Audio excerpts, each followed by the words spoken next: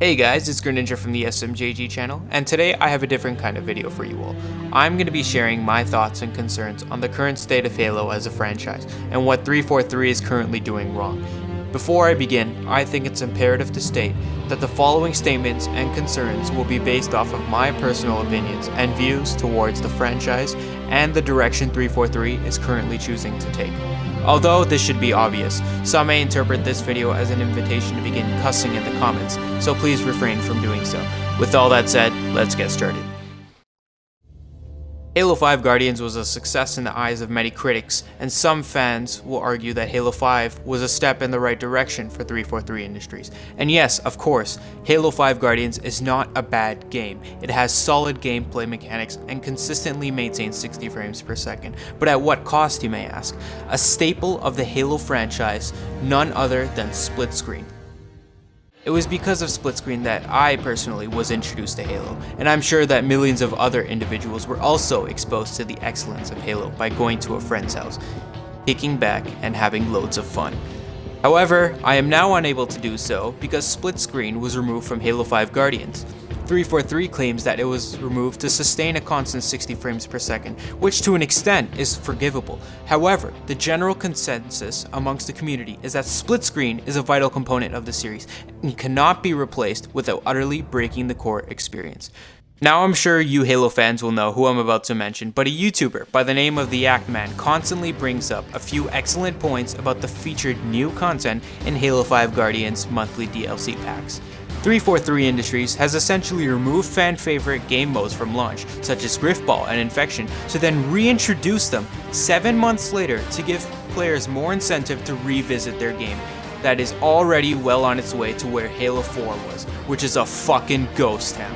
Shame on you 343 for trying to remove these amazing game modes in a sick attempt to keep your fans checking back into the game.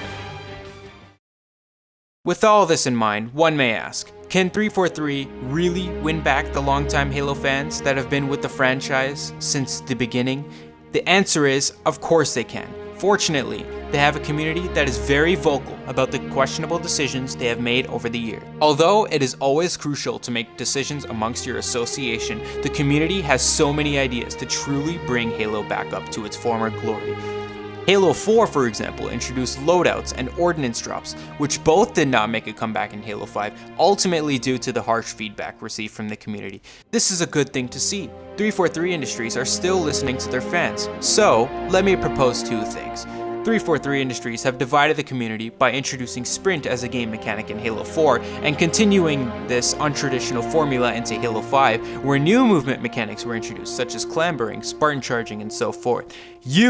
343 Industries must satisfy the needs of the consumers by creating a balanced formula in which in the end, everyone can sit down and have a great time playing Halo. Obviously, not everyone can be satisfied, but the vast majority of the Halo community is either pro sprint or enhanced mobility, or vice versa. Simply fix the MCC, which at this point everyone has accepted the fate of the game, or you could release a series of spin-off titles that utilize the current movement system, while main series Halo games can revert back to the classical gameplay style. It's as easy as that. 343 Industries were handed a near flawless, if not perfect formula from Bungie. They were set up for success for many years to come, and somehow they completely turned the tide and fucked everything up.